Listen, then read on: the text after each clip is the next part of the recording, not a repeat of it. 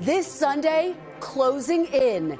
Israel and Hamas are closing in on a deal to release hostages in exchange for a pause in fighting. I'm doing everything in my power to get you out. Is a deal within reach? I'll talk to Deputy National Security Advisor Jon Finer. Plus, blaming Biden. Our new NBC News poll finds voters are unhappy with President Biden and his handling of the Israel-Hamas war. His approval rating at a new low, and he's trailing former President Donald Trump. I acknowledge there's a disconnect between the numbers and how people feel about their place in the world right now. We still have work to do. Why is the president struggling even with members of his own party? And spoiler alert, Senator Joe Manchin tells me he's considering a third-party run in 2024. Are you considering running for president? I will do anything I can to help my country. Is that a yes? And you're saying, does that mean you would consider it? Absolutely. Every American should consider. If they're in a position to help save the country, I think we're on the wrong course. My guest this morning, Republican presidential candidate and former New Jersey Governor Chris Christie and Democratic Senator Richard Blumenthal of Connecticut. Joining me for insight and analysis are NBC News Capitol Hill correspondent Ryan Nobles, New York Times Pentagon correspondent Helene Cooper, former Republican Congressman Carlos Curbelo, and former Democratic Congresswoman Stephanie Murphy. Welcome to Sunday. It's Meet the Press. From NBC News in Washington, the longest-running show in television history, this is Meet the Press with Kristen Welker. Good Sunday morning. NBC News has learned that U.S., Israeli, and Hamas negotiators are closing in on a deal to release some of the nearly 240 hostages held in Gaza in exchange for a pause in fighting. But these sources caution nothing has been finalized yet. The outline of a deal has been put together during weeks of talks in Doha, Qatar. One senior Israeli official tells NBC News as the military pressure increases, the chances of a release of hostages grows because Hamas is desperate for a ceasefire. Israeli Prime Minister Benjamin Netanyahu is also under pressure. Families of the hostages have been on a 5-day march from Tel Aviv to Jerusalem and are fiercely criticizing the prime minister for not doing more to secure their release. On Saturday, Netanyahu emphasized that no deal is done. Regarding the hostages, there are a lot of unfounded rumors, a lot of incorrect publications. I would like to clarify, until this very moment, there wasn't a deal, but I'd like to promise you that we do have something to say. We will report on that. And in a Washington Post op-ed, President Biden wrote, quote, as long as Hamas clings to its ideology of destruction, a ceasefire is not peace. But at a press conference earlier this week, the president sounded more optimistic. Look, I have been deeply involved in moving on the hostage negotiation. I don't want to get ahead of myself here because I don't know what's happened in the last 4 hours, but we've gotten great cooperation from the Qataris. Joining me now is Deputy National Security Advisor Jon Finer. Jon, welcome back to Meet the Press. Thanks very much for having me.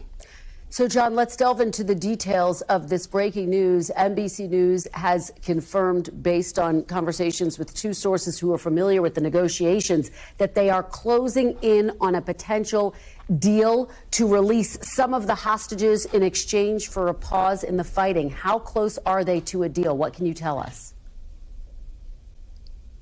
Well, what I can say at this point is that some of the outstanding areas of disagreement in a very complicated, very sensitive negotiation have been narrowed, that I believe we are closer than we have been in quite some time, maybe closer than we have been since the beginning of this process to getting this deal done. And we are following this minute by minute, hour by hour, and have been for a number of weeks, up to and including the president, for whom this is a major priority, as you just heard. But at this point, we really need to adhere to the mantra that nothing is agreed until everything is agreed. Sensitive negotiations like this can fall apart at the last minute. So we're not going to outline all the details of what is still being discussed. We believe that this needs to get done, that people are being held in unconscionable conditions conditions inside Gaza, including a number of Americans, and that they need to be allowed to come home. But until the deal is done and people actually start to move and depart, nothing is finalized. And so we're going to stay at this until we get to that point. And in terms of the contours of the deal, can you give us some specificity? How many hostages are we talking about, John? Are we talking about 12? Are we talking about more than 24, dozens? How would you characterize the number of people? I guess what I would say is because I don't want to get into the issues that are under discussion among the parties, I'm not going to give a lot more detail other than to say we are talking about considerably more than 12. But beyond that, I want to see where this goes and don't want to say anything that would jeopardize actually completion of the deal, which is the most important thing. And are all of the potential hostages who would be released women and children, John?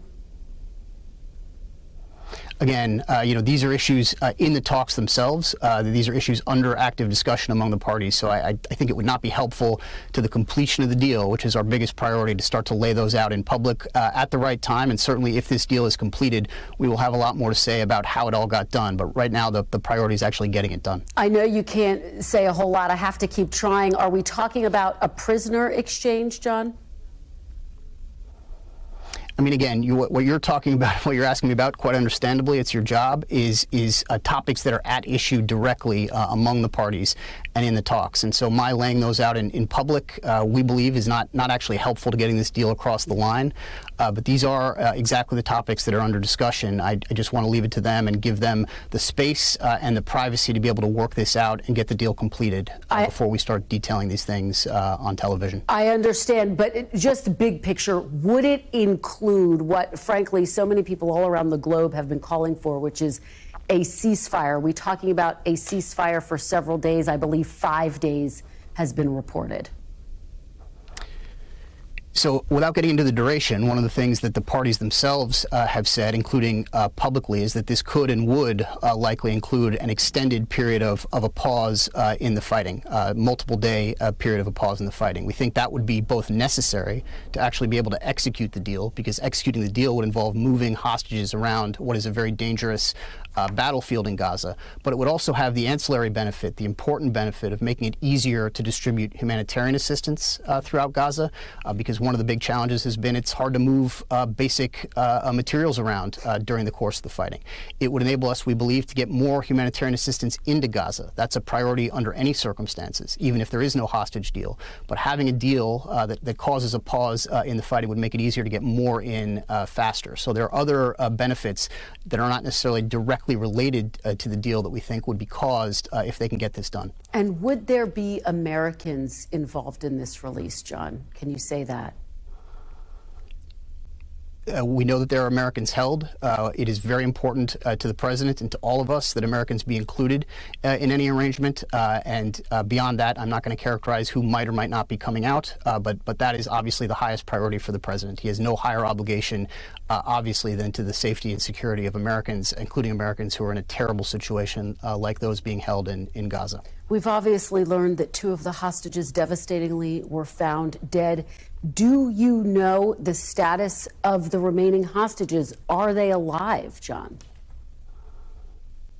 So one of the things that's incredibly challenging about this situation is we don't have good fidelity, good information about the condition and the status of all of the hostages who are being held. Obviously, they're being held by Hamas. The United States government does not speak directly to Hamas. Hamas has indicated that there are a significant number of hostages that they are holding who are alive. Those are the hostages we are negotiating for. We cannot speak to exact numbers being held, exact numbers who are alive or who potentially tragically have been killed, like the 2 that you mentioned. But we know that the number is significant, and we know that it is, for all these reasons, very important that this happen as quickly as possible. The longer people are held in a dangerous situation, the more likely it is that something tragic beyond what's already happened to them could happen, and we don't want to see that. Yeah, John, just big picture here. As you know, more than 100 countries have called for a full and immediate ceasefire. Does the United States risk being out of step with the rest of the world on this issue? So leaving aside what other countries are saying or doing, I want to be clear about our position, because I think it's been consistent and it's been where the president has been for quite some time, and I think where he's going to remain, which is that right now Hamas, which perpetrated the horrific act that began this phase of the conflict on October 7th, not only is not calling for a ceasefire, but they are saying they did this specifically to create a condition of perpetual war, and that if given the opportunity to do it again, they would do it again and again and again until Israel is eliminated. Under these circumstances, we do not believe it is responsible to ask Israel to stop fighting Hamas. We believe the threat that occurred in a horrific way on October 7th remains and will remain until it has been sufficiently diminished by these military operations. That does not mean that we are not supportive of humanitarian pauses, including the type of pause for multiple days that could occur from the hostage deal, but also including pauses in the fighting during the course of normal combat operations to allow humanitarian assistance to be distributed. It also doesn't mean that we do not make very clear that we value every single innocent life equally. Palestinian lives, Israeli lives. And we raise our concerns directly when there are operations that are taking place that we don't believe prioritize that. Well, let me follow up with you on that point. The Qatari prime minister said today that Israel's actions at Al-Shifa Hospital are a, quote, crime. Does the White House stand by Israel's assessment that Hamas is headquartered underneath the hospital? And are you confident that Israel is following international law? We've been quite clear about our view of Shifa. Shifa is the largest hospital in Gaza. It is the most advanced hospital in Gaza. There are severely ill patients there. There are also a number of civilians who have gathered there to seek refuge during the course of the conflict, and those lives need to be protected. But we have been equally clear that our intelligence, U.S. intelligence information, not just Israeli intelligence information, suggests that Hamas has used Al-Shifa in an unconscionable way as a command and control facility for the planning of terrorist attacks and the execution of terrorist attacks, and continues to do so. That does not, in our view, mean that Israel should conduct airstrikes on the hospital or ground assaults on the hospital. We've been equally clear about that. But Hamas has put these people in severe jeopardy by the way in which it's conducting this war. So this is a microcosm of the real challenge associated with this entire conflict, and we've laid out our position. It's the same position I've just articulated. And are you confident Israel is following international law, John? Just yes or no there. We are confident that it is our position that it needs to. When we have seen issues that are raised based on incidents on the ground, we raise them privately and directly with the government of Israel. John, let me just, you're saying that Israel played judge and jury on this question. Yeah, let me just follow up quickly. You said Israel needs to follow international law. Are you confident they are following international law? What I can say is it is not our position, certainly my position as a policymaker, to play real-time judge and jury on the question of any particular incident. When we see things that concern us, we raise them. We have done that during the course of this conflict. We will continue to do that. And again, just to restate it, it is our position that all countries, including Israel, including the United States, need to adhere to laws of armed conflict. Hamas, by the way, does not only not hold itself to that standard, it openly boasts about its willingness and its reality of violating those standards. So that is the challenge. The president said in his op-ed that the United States is prepared to issue visa bans against extremists attacking civilians in the West Bank.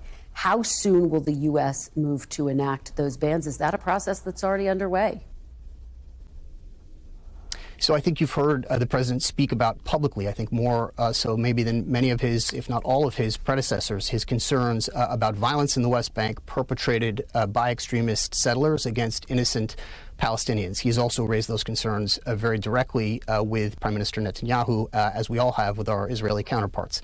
You saw in the president's op-ed that the consequences for this sort of action could include visa bans against people who are associated with violence against innocent Palestinians in the West Bank. I suspect you'll see us lay out more details of that approach in the coming days, but this is serious. We think it's potentially hugely destabilizing. We think it could lead to greater instability in the West Bank, which is in nobody's interest. And so we are going to try to do our part to help the Palestinian Authority and the Israeli Defense Forces keep a lid on what we believe is very troubling actions in the West Bank. John, would the administration go even further and call for freezing settlements in the West Bank? I mean, I'm not going to get ahead of policy statements or decisions that have not been made or articulated at this point. We are quite clear about our concerns. Our concerns are first and foremost related to violence that is being perpetrated. A number of Palestinians in the West Bank who have been killed that is beyond any year since the Second Intifada. And we're going to try to take actions aimed at reducing that and hopefully eliminating it over time. Jon Finer, thank you so much for your time and your insights this morning. We really appreciate it. Thanks again for having me. As the war between Israel and Hamas rages on, it is having a transformative impact in our politics. We have a brand new NBC News poll out this morning, which shows the toll it is taking on the president.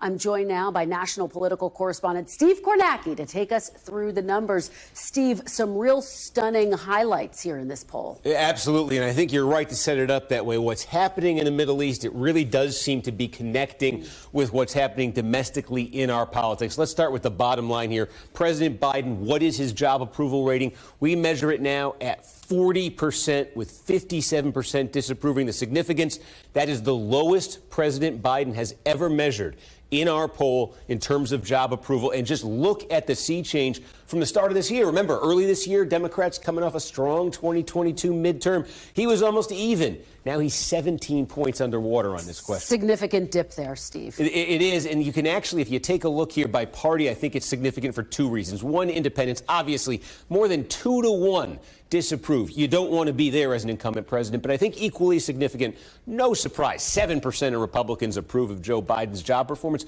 but 3 times as many Democrats, 21%, that's more than 1 in 5, say they disapprove. You need much more unified support in your own party if you're going to have a successful re-election campaign. And we mentioned the drop in that approval rating and the connection to the Middle East, and here it is. On foreign policy, 33% approve of Joe Biden's job performance. Just in September, we asked the same question, and it was 41-53. These numbers surprised our own pollsters, Steve, with one saying he cannot remember a time when a foreign entanglement that didn't involve U.S. troops had the capacity to transform the electorate. And that's not the case in this poll. No, and go even a step further on this one. I think this jumps out at you, too.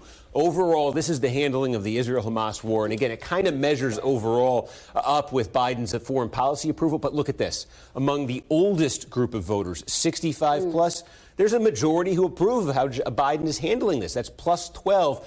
Look at the youngest group of voters. 20 approve, 70% disapprove. He is 50 points underwater with the youngest group of voters. That is a 62-point net swing between youngest and oldest on this topic of Israel and Hamas. And it's a critical group of voters that he needs in order to win re-election, that's for sure. Absolutely. So we're showing you Biden's problems here, and the question is, who will the Republicans nominate to oppose him? And again, Donald Trump towering above the field here, 2 others in double digits. Compare this to our last poll, and again, Trump is steady. The only growth you're really seeing, the only change, it's right there. Nikki Haley, she grew last time. She grew a little bit more this time into double digits. And those numbers are fueled by non-Trump voters. I've been talking to sources inside Trump world who say they're not panicking because of that. But it's clear she's got some real momentum here, Steve. She does, and her challenge is just what you say. You look at voters who call themselves conservative, very conservative. They're very pro-Trump.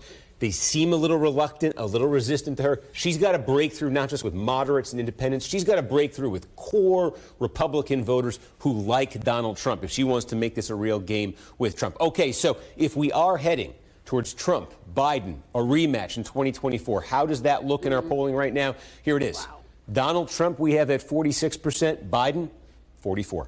And this is significant because this is the first time in the history of our poll that former President Trump beats President Biden, still within the margin of error, but still significant. Yeah, in 2019, 2020, when Trump was president, he trailed all of them. This year, he's trailed all of them in our poll. First time in more than a dozen polls we've seen a result like this. Some of the other ingredients that go into that, Biden has long had an advantage over Trump on likability. Look, at the start of this year, 39% said they had a positive view of Biden, barely 30% of Trump. We've seen consistently a gap like this. Now, the gap is gone. 36 positive on both, and actually Biden 1 point more negative than Trump. That's been a significant advantage for Biden. Our poll says that advantage, at least for now, may be gone. And we talked about younger voters on foreign policy, and it's true on a host of other topics. Disaffected with Joe Biden. We have 46% for Trump, 42% for Biden among the youngest voters. The youngest voters in the 2020 election were Biden plus 26. This could be a massive sea change. And if you take a look here, too, everybody sort of says, hey, I'm not too nuts about the possibility of this matchup. So we said, let's measure this one way. And here's how we did it. Biden against an unnamed Republican. This is just a referendum on Biden, basically. And look at this. He goes from being in a dogfight with Trump to being double digits behind. But then flip it around. Trump against an unnamed Democrat. Trump goes from leading against Biden to being down by 6 points against the Democrat. Just a fascinating look at the state of the race with just a little under a year to go. Steve Kornacki, great stuff. Thank you so much for being here. When we come back, Republican presidential candidate and former New Jersey Governor Chris Christie joins me next.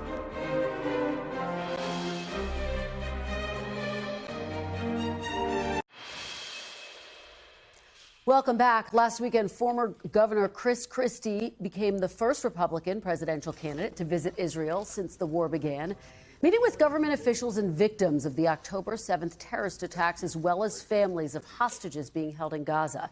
And joining me now is former New Jersey Governor Chris Christie, a candidate for president. Welcome back to Meet the Press, Governor Christie. Thank you, Kristen. So let's dive right in. I want to ask you about this deal that could be closing in. I just talked about it with Jon Finer. You just returned from Israel. You saw this conflict up close. I'm curious, would you support an agreement that included a several-day pause in exchange for some women and children hostages being released? Kristen, look, I spent, as you said, time in Israel last week, and I met with the families of those who are being held hostage. And I have to tell you that both for Israeli and American hostages that are being held, we need to get them home. The families gave me this, Kristen, this dog tag, which says, bring them home now. And I really believe that it's time for the Israeli government and the United States government to work out a fair deal to bring some of these hostages home. The torture these families are going through is extraordinary, and they need to get their family members home. There are some children who are hostage. There are some folks in their 70s that are being held hostage. Their health certainly must be at risk, especially for the older folks, and we need to get those people home, Kristen. So I would support a deal that was fair and equitable, and one that gets these people home now. Okay, well, let me ask you, broadly speaking, about how Israel is carrying out the war. The UN human rights chief has said that Israel is, quote, committing war crimes in Gaza. Based on what you learned on your trip, do you believe that Israel is following international law? Yes, I absolutely do think Israel is following international law, Kristen. And I will tell you, unlike a lot of other people who are expressing opinions about this, I was there and spoke to the leaders in Israel, spoke to the president of Israel, spoke to members of the Israeli Defense Forces. I was 600 yards from the Gaza border. I went everywhere in Israel to see what's going on, and they are doing everything they can to avoid civilian casualties. The problem is that Hamas is forcing these civilians to stay in places where Israel is warning them out of, dropping thousands of leaflets, sending hundreds of thousands of text messages to warn people away from areas before they're attacked. It is Hamas that's doing this, and let us not forget, for those who are advocating for a ceasefire, there was a ceasefire on October 6th. And it was Hamas that broke it on October 7th. And I will tell you, I saw the 43-minute video that's been put together by the Israeli government from raw footage from not only Israeli sources, but from body cams and dash cams from the Hamas terrorists. What they did on October 7th was the greatest violation of international law and the greatest violation of humanity. And the worst part, Kristen, they did it with joy. We had one young man who called back to his family in Hamas in a cell phone call that was interrupted and said, "Mom, I just killed 10 Jews with my bare hands. Your son is a hero." And his parents cheered him. It is horrific. And as you know, there is also an outcry for the civilians that have lost their lives in the wake of that, Governor. Since October 7th, more than 200 Palestinians have been killed in the West Bank. France has called settler violence a, quote, policy of terror. If you were president, what would you do about the violence in the West Bank? And would you go so far as to call for a freeze in the settlements there? What I would do, Kristen, is do what friends do with friends. I would be speaking to Prime Minister Netanyahu and the other officials in the Israeli government and telling them that they have to get, control over what's happening with settlers in the West Bank. What's going on in the West Bank is very different than what's going on in Gaza. Hamas is in Gaza. Hamas is doing what it has done in Gaza and but would you call for a freeze, Governor? To put would you civilian call for lives a freeze? at risks. Would you call for a freeze in the settlement? No, I wouldn't. No, I would not. No, Kristen, I would not call for a freeze. I would not be dictating policy to the Israeli government, but I would advise, as friends do, that type of violence in the West Bank is a distraction from what needs to be done, which is to protect Israel's territorial integrity, protect the safety and security of their citizens, and to make sure that Hamas's capability to commit this type of act again is degraded militarily. Let me ask you about Elon Musk, who is making some waves. He was criticized this week for endorsing a post on his own platform, X, where a user accused Jewish people of hating white people, which, as you know, is an anti-Semitist conspiracy theory. Vivek Ramaswamy said it's crazy to call Musk anti-Semitic. What was your reaction to Elon Musk? Look, I think that what we're seeing in this country, Kristen, with the incredible unmasking of anti-Semitism, I don't want to say it's a rise. I think it's been there. And I think what we're seeing now, due to what's happening in Israel at the moment, is an unmasking of that. We're seeing it all over college campuses. We're seeing it on social media sites like X and TikTok and other social media sites. And it is horrific. And I think the President of the United States needs to be much stronger than he's been in speaking out against anti-Semitism in this country. This is an outrageous type of hate that's being expressed. And we need to be speaking out against it no matter who does it, whether it's Elon Musk, whether it's professors on our college campuses or students that they are misleading, or whether it's individuals who are speaking out in an anti-Semitic way on the streets of our cities. This is unacceptable, and the president has not been strong enough in this view, in this point, in my view.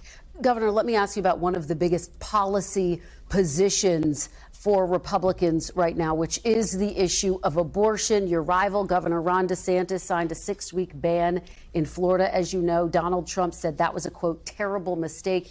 And just this weekend, Nikki Haley said on Friday she would have signed a 6-week ban as the governor of South Carolina. Where are you on this issue of a 6-week ban, Governor? Can you be clear for voters? Yeah, I sure can be. I think each state should make their own decision, Kristen. And I think that that's what Dobbs was all about, was letting each state and its people make their own decision. And we've seen referenda go on in places like Kansas and Ohio and other places where voters are getting to express their view on this. I think that's the way it should have always been. This is not a federal constitutional issue. This is a state issue, Kristen.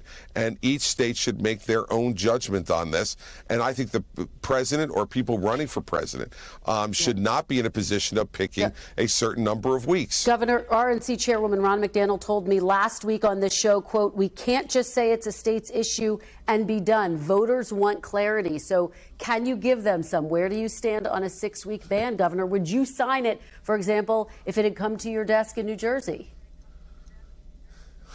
With my Democratic legislature in New Jersey, no ban would have come to my desk, Kristen. So it's a ridiculous question, with all due respect. Governor, I'm not going to get into hypotheticals. I'm not going to get into hypotheticals, Kristen. I'm simply not. Do you support a 6-week ban? How do you feel about a 6-week ban? You, Governor Christie.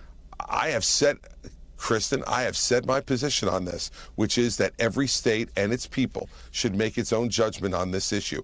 I have governed as a pro-life governor in New Jersey, and I believe in the sanctity of human life.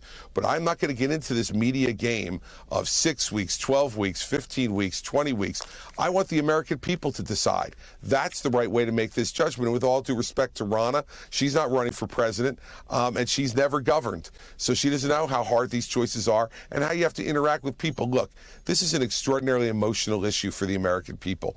And I believe that the Supreme Court has robbed the American people of their right to be heard on this. They should be heard, and nobody in Washington, D.C. should rob the American people of their right to be heard in each and every state. And when I'm president, I won't do that. All right. Governor Chris Christie, thank you so much for joining us this morning. We really appreciate it. Kristen, thanks for having me. When we come back, Democrats are divided over the Israel-Hamas war. Democratic Senator Richard Blumenthal of Connecticut joins me next.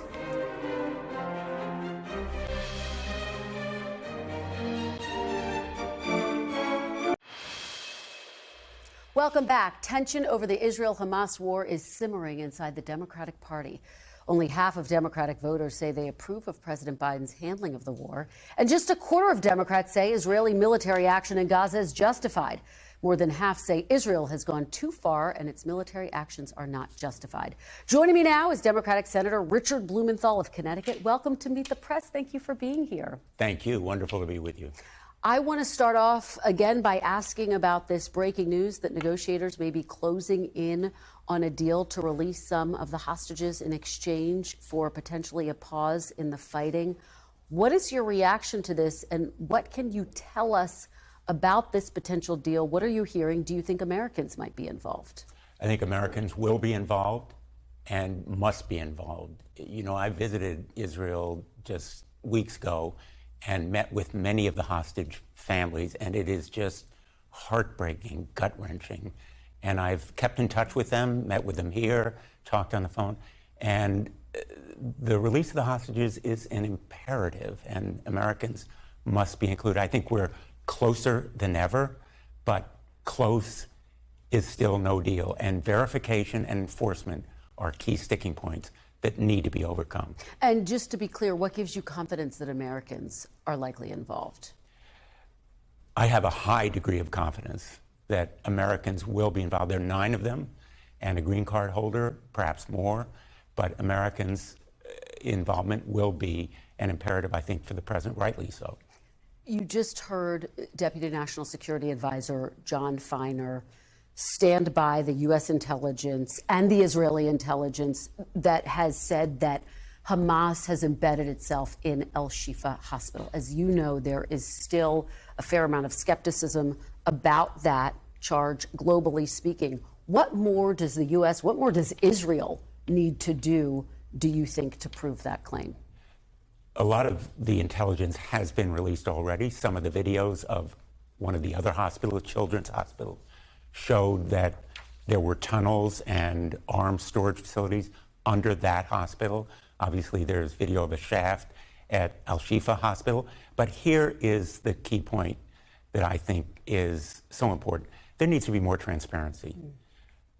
Both Israel and the United States need to release more of this intelligence. Time after time, Kristen, when I have attended briefings in the classified section of the United States Capitol, I say at the end, you know, our adversaries know this stuff.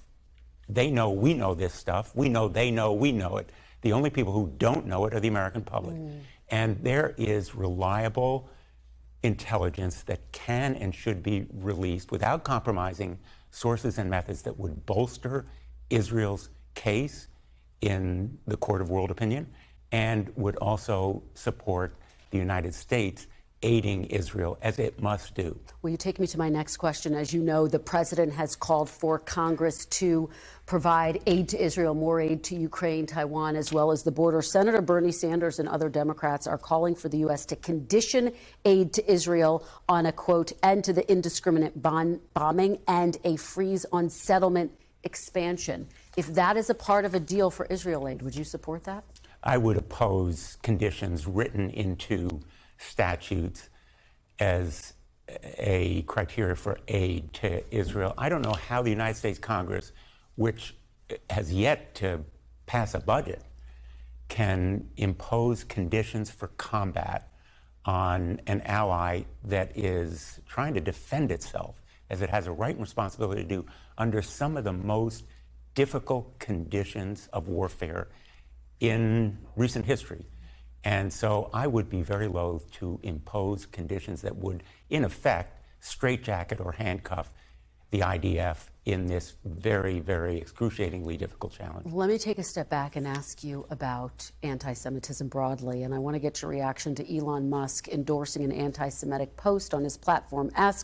The Musk post was condemned by the White House. As you know, large companies like Apple and Comcast, the parent company of NBC News, have pulled advertising from the platform. What was your reaction, and what is your concern when you see a post like that? My reaction to Elon Musk's post was absolute abhorrence. His saying that this blatantly anti-Semitic comment was, quote, the actual truth is sickening and chilling. And Elon Musk has turned X, formerly known as Twitter, into a cesspool of hate speech and extremist incitement. And I encourage, in fact, I urge advertisers like IBM, which has done so, to withdraw from X and to send a message to Elon Musk that hate has no place on this powerful megaphone. And as you know, the surge of anti-Semitic, anti-Muslim, white supremacist, anti-black sentiment on social media has been an incubator, in fact, an accelerant to more than just speech, action that constitutes hate crimes. Just finally, Senator, I want to ask you a little bit of politics now about our new polling, which shows for the very first time President Biden is getting beaten by former President Trump within the margin of error.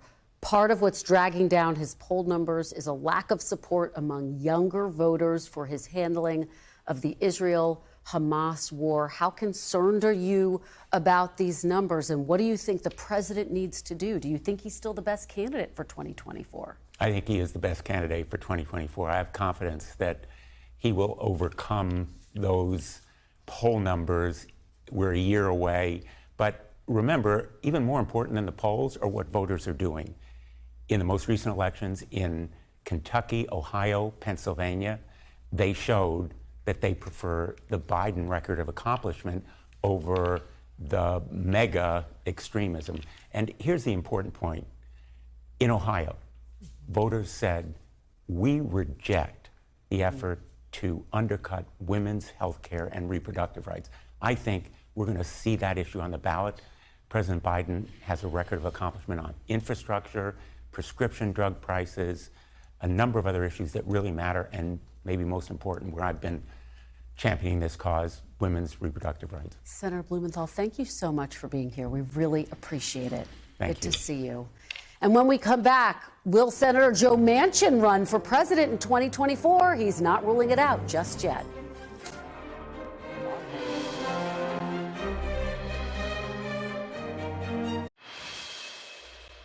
Welcome back. The last time his seat was up in 2018, Democratic Senator Joe Manchin said he'd wrestled with the idea of even running for re-election.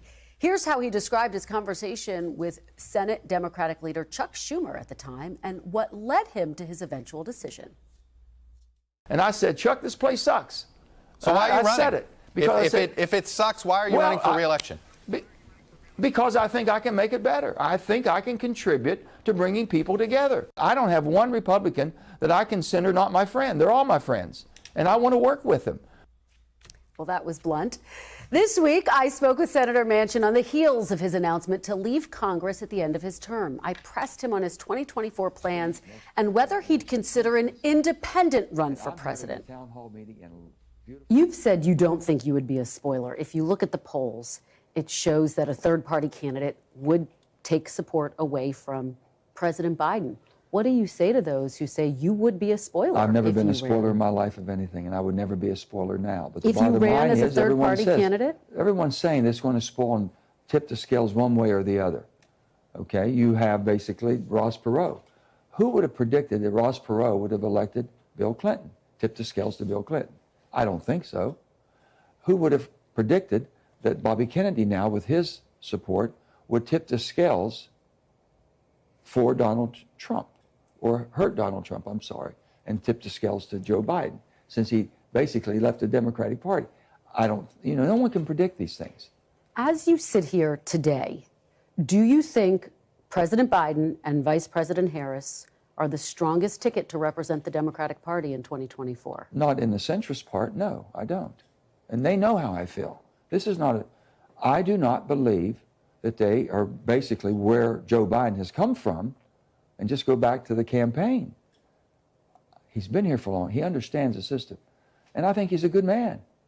And we have good conversations. We just disagree. You're going too far left. I can't go there.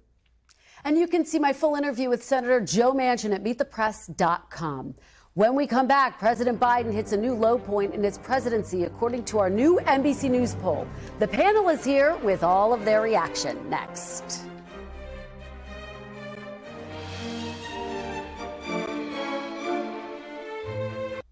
Welcome back. The panel is here. NBC News Capitol Hill correspondent Ryan Nobles, Helene Cooper, Pentagon correspondent for the New York Times, former Democratic Congresswoman Stephanie Murphy of Florida, and former Republican Congressman Carlos Curbelo, also of Florida. Thanks to all of you for being here.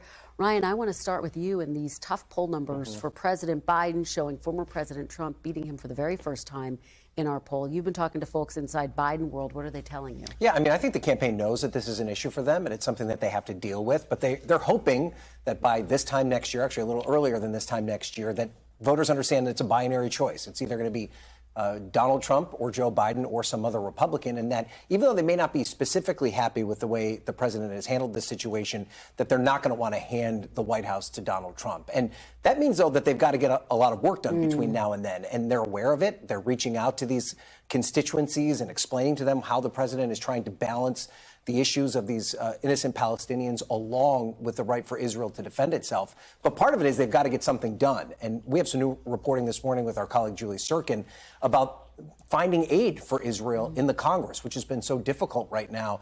And what we're being told by congressional leaders is that they really believe they've got to get a package done between Thanksgiving and Christmas, because if this extends into the new year and we're up against a funding deadline, it's going to be that much more difficult to get it all done. And that is a tight timeline. And Helene, you talk about getting something done. It would be significant if there was, in fact, a deal to release the hostages, because part of what this poll shows is that President Biden's getting low marks for his handling of foreign policy, for his handling of this war, particularly among younger voters. They're just abandoning him on this issue. They really are. He's in danger of not losing his own party over this, but he's really seen his support go down, as your polls showed, among young Democrats who are very angry of his full embrace, I would say, of a right-wing Israeli government, the right-wing Israeli government of Benjamin Netanyahu. And I think that's where this hostage deal could actually help President Biden a little, because this hostage deal is significant for the families of the hostages, of course, but it's also significant in that this would be the first de-escalatory step we've seen since October 7th. This is going to be the first time that the two sides are starting to step back away from the escalation that we've had. And if it brings with it a 5-day humanitarian pause, people are hoping, people within the U.S. government are hoping, you don't know, maybe you could extend that pause, are hoping that this would at least for 5 days be a cessation of the bombing campaigns that you're seeing and this spiraling of the civilian death toll, which is what is hurting President Biden, I think, in the polls. It is. It would be so significant. And if you look at, Stephanie, this word cloud that we have from our poll, it's so fascinating. You see foreign policy mentioned at the top, poor economic status, backed out of student loan bill, which is, of course, the Supreme Court blocked the president's actions on student loan, disagree with funding for Israel and Gaza, what Ryan was just talking about. Yeah, you know, the problem for President Biden is that these are issues that are a problem for him, not just with Democrats, but also with Republicans and independents. For example, backed out of student loan. When he was unable to deliver on the promise to cancel loans, he disappointed Democrats, but then he also upset people who are non-college educated who felt like he was trying to take their taxpayer dollars and pay for somebody else's college education. And he has struggled with the economy across the board. I think Bidenomics isn't being bought by the American people. It's one of the top issues. There's no doubt about that. A lot of strategists want him to shift his messaging there. Carlos, when you look at the Republican field, Nikki Haley has real momentum here, but does she have enough time to catch up? We're about 2 months till Iowa. Well, Kristen, something the NBC News poll reveals is that both these frontrunners, Trump and Biden, are very weak. They both have major liabilities. So this race for second place in the Republican Party is important. And someone like Nikki Haley, if she had the opportunity to face off one-on-one with Donald Trump early in the primary season, you could see a path for her. So some Republicans are increasingly excited about Haley. And again, I think it's important not to dismiss this race for second place, because who knows what's going to happen to both these frontrunners. Yeah, it's a really great point. I want to talk to you all about something I talked to my guests about, which is this rise in anti-Semitic and, frankly, hate that we are seeing across the board online, in addition to the Elon Musk post that we talked about. We saw this stunning thing, this letter by Osama bin Laden justifying the 9/11 attacks. Helene, it's hard to even talk about. The letter's filled with anti-Semitic hate in it. Is this a national security threat? I don't know that it's such a good question, and that letter made me crazy. A friend of mine sent me the TikTok video, and it's not the letter. We've all seen the letter. The letter came out back in 2002, I think, right after the 9/11 bombings, when Osama bin Laden released this, and we read it in the time. And all of a sudden, it resurfaces 20 years later, and you have these TikTok users who are tweeting and going and posting this letter and saying, "Oh, we've now realized that everything we've learned, we thought we knew about America, is wrong," because suddenly is this the first time they're just reading somebody criticizing American policy? They're not used to that. Well, and I'll say, social media is where we see these things, so I think we react and we want to blame social media, but this is something that exists in our society. There's a truth crisis in our society. There's probably an education failure in our society, and young people are disenfranchised in our society, which is probably why they're acting out. And you can kind of understand them. If you're 20, 25 years old, and you're asked to make a choice between Joe Biden and Donald Trump in terms of who's going to lead you, you can understand why some of these young people are frustrated with our democracy. And why a lot of them may just sit out, right? And I think that's among the many concerns that are facing the Biden White House and the Biden campaign right now. It's not so much that they're worried that their supporters are going to go support Donald Trump or even Nikki Haley. They're more worried that they're just going to stay home, and they can't afford that. Stephanie, we just have a few seconds. Yeah, it's not a coincidence that young people who consume so much social media are also having these conversations in public. And I think the big concern here is, are they debating Americans to Americans on social media, or are there outside influences stoking division in America? Great conversation, everyone. That is all for today. Thank you for watching. Happy Thanksgiving. We'll be back next week, because if it's Sunday, it's Meet the Press.